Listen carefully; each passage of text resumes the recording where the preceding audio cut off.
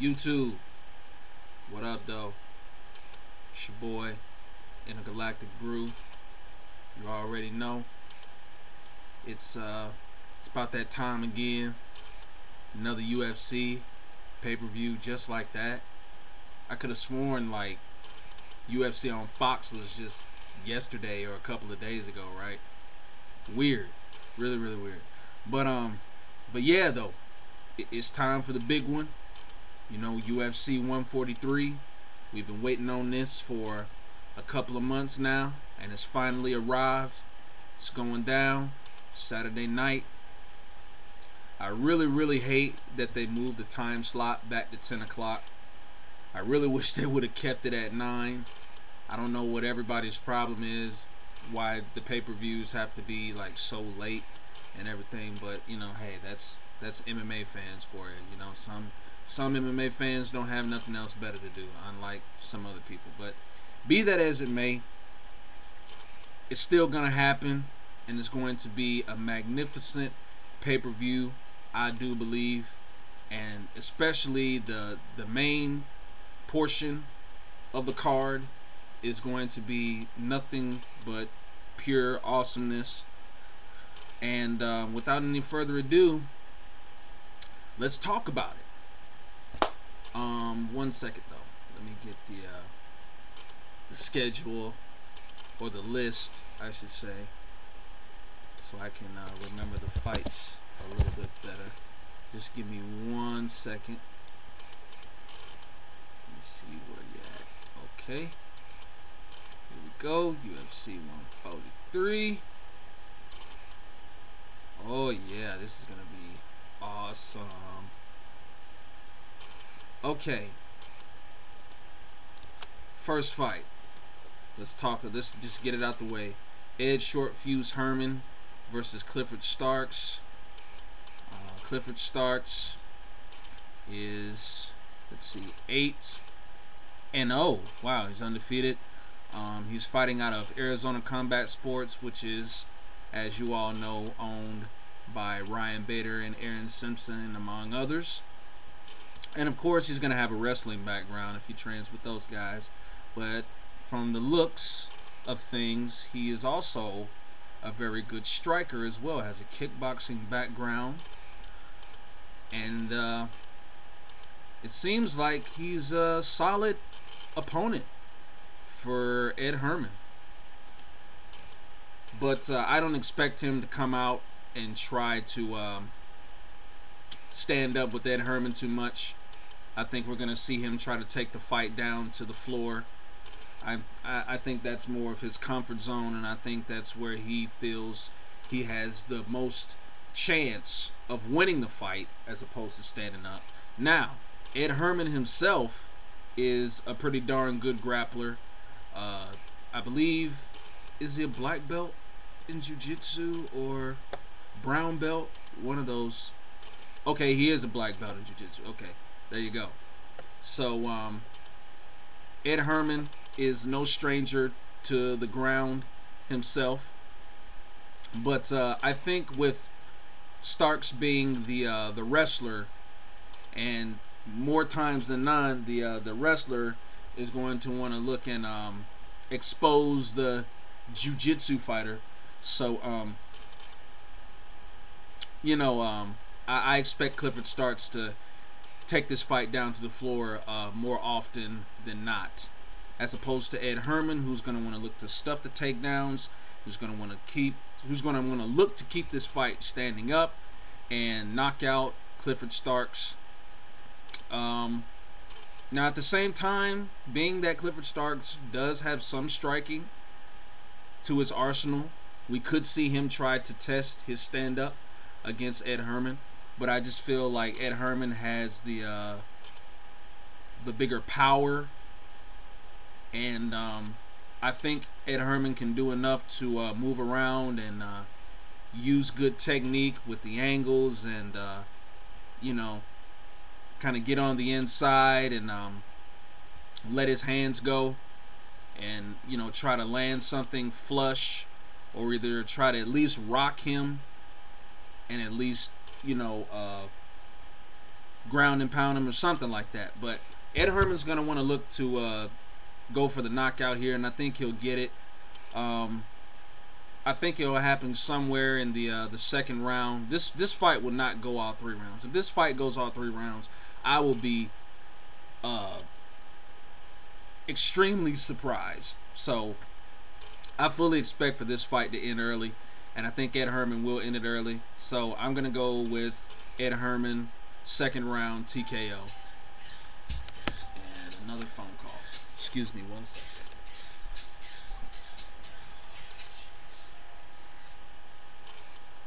Yes. Oh. It's okay. That's what I said. It started to rain. I was gonna wait until the rain kind of died down a little bit. No. I haven't forgotten it. I was just looking out for the rain. I didn't want it to get too bad. All right. Bye. Sure. Bye.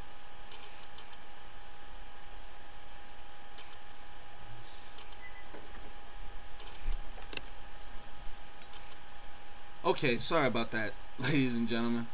Just had to answer a quick phone call. But going on to the next fight. This is going to be a good one. I expect this to fully be fight of the night, at least a candidate.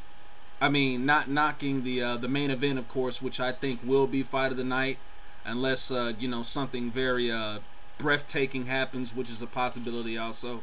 But I definitely believe this fight will definitely be a runner-up for fight of the night, and it's 2 red-hot bantamweights right now who are on unbelievable winning streaks. Both guys are physically conditioned. Both guys can go all night long. Both guys are very fast, and have very equal styles, I'll put it. I mean, both guys are good with their hands. Both guys can take it to the floor as well. And Renan Barão versus Scott Jorgensen. This is this is gonna be an action-packed fight. I mean, I don't expect any one of these guys to slow down. Like I said, being that it's the lighter division that's gonna be showcased here, you're gonna get non-stop, just balls to the wall action for all 3 rounds, if it goes that far, which I probably think it won't, but who knows. But basically with these 2 fighters, it's gonna be a case of who's going to display their skills the most, or whose skills is gonna get the better of the other, to put it a little bit more plainly. We know Renan Barão's style. He's a black belt in jiu-jitsu, has very crisp, violent striking. It comes from that Nova União tribe with Diego Nunes and, of course, Jose Aldo. So he has great training partners around him. And we know what Scott Jorgensen can do. He's an explosive wrestler with solid striking and pretty good submissions in his own right. So this has all the makings to be a hell of a fight, and I think this is going to be the one that's going to really wake up the crowd, as they like to say. I think this is the one where the crowd is going to be on their feet most of the time. They're going to be really involved in the fight, and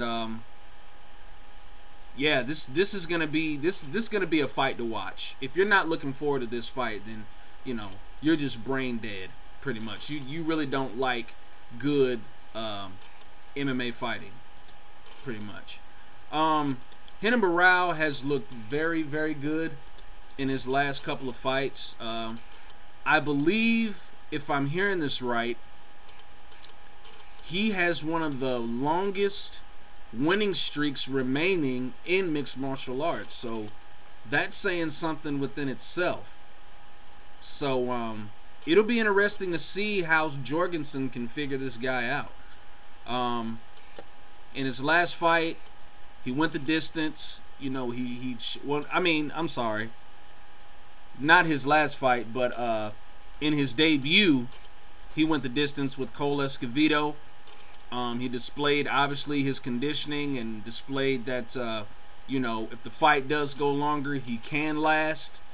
And, of course, in his last fight with Brad Pickett, he submitted him, which I saw coming anyway, because Brad Pickett is a very good striker himself.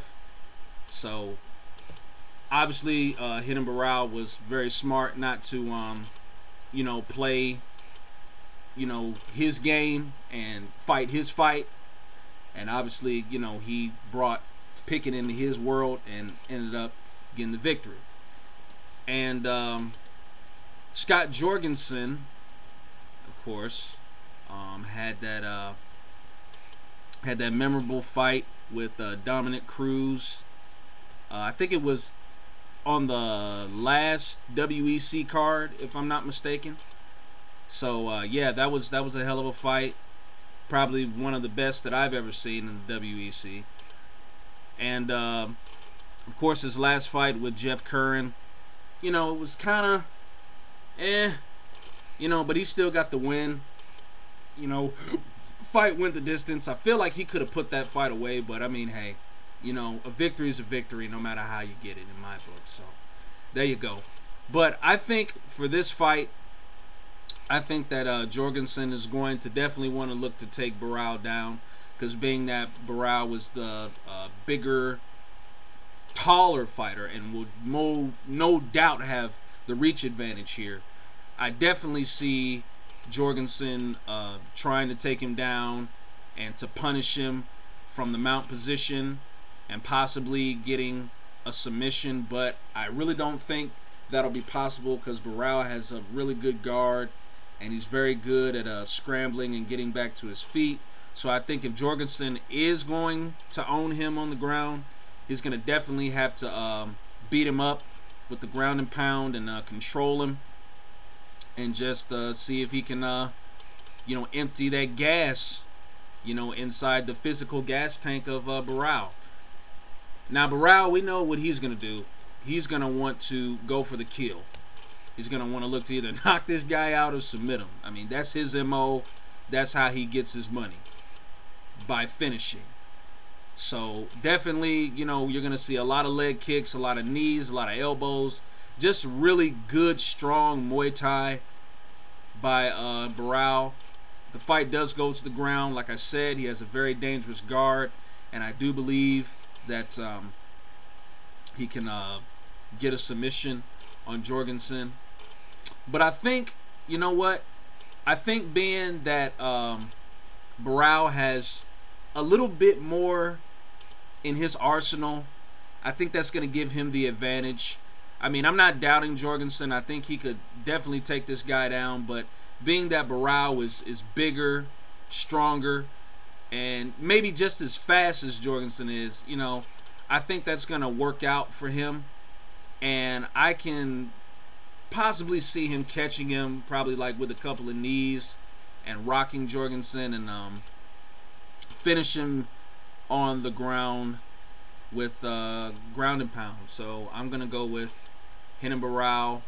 I'll probably say third round TKO. But like I said, if Jorgensen can take him down, you know, it's definitely in Jorgensen's favor. So we'll see. But I'm going with Barão. Okay, this is where it gets good. Josh Koscheck versus Mike Pierce. Now, I just got finished watching the second half of the UFC Countdown on Demand, and I couldn't help but overhear Koscheck talking about, you know, he's going to knock Mike Pierce out. Now, personally, I think it's a load of BS. Y'all might beg to differ, but with me, I think it's him just, you know, selling the fight, quote unquote. I don't think Josh Koscheck is going to knock Mike Pierce out. I think we all know what Josh Koscheck's going to do. I mean, you know, he's a Division I wrestler. You know, he won a championship in college. He's gonna use that against Mike Pierce. He's gonna want to look to out wrestle this guy. We already know what he's gonna do. If he does knock Mike Pierce out, I will be surprised. But I don't expect it at all. I think Josh Koscheck is gonna try to win on points. I think he's gonna try to control Pierce. Like I said, use that size and try to wear Pierce out. You know, probably soften him up a little bit with some punches from the mount, probably some elbows, and you know, just look to win the fight by decision, pretty much. And I know some of y'all probably might be thinking, oh well, you know, what makes you think that Koscheck won't knock Mike Pierce out? You know why? Number one, because Mike Pierce has power. Okay, Josh Koscheck, I think, is a fool. Matter of fact, I'll say a damn fool for underestimating Mike Pierce's power. Okay, I've seen some highlights of Mike Pierce past fights. That guy's got some power. He can pack a punch. Trust me. And knowing how Koscheck's chin is, aka Paulo Thiago, if he lands one on the chops, Koscheck's done. He knows that, I know that, and y'all know that too, who are thinking that Pierce doesn't have a chance of knocking Koscheck out. But I definitely think Mike Pierce is going to try to keep this fight standing. And he's going to test Josh Koscheck's striking. You know, because, I mean, granted, the guys that he's beaten, I'm not taking nothing away from him, but, I mean, come on, let's be serious. The guy, the guys that this guy Koscheck is beating, I mean, come on. These guys are typically on their way out of, you know, the sport.